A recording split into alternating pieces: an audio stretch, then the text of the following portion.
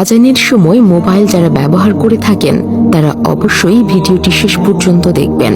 আজানের সময় কোরআন বন্ধ রাখার নির্দেশ রয়েছে, কিন্তু আফসোস সেই লোকেদের জন্য যারা আজানের সময় মোবাইল, টেলিভিশন কিংবা অন্যান্য খারাপ কাজ বন্ধ করে না।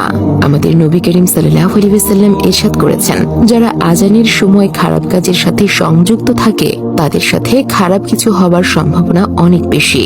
যেখানে আজানের একটি কালামের পরিবর্তে 1 লক্ষ নেকি লেখা হয়ে থাকে, সেখানে আজানের মধ্যে 15 কালাম রয়েছে, যার বিনিময়ে 15 লক্ষ নেকি পাওয়া যায়। যারা আজানের জবাব দেবেন তারা 15 লক্ষ নেকি তাদের আমল নামায় লেখা হবে। সুবহানাল্লাহ।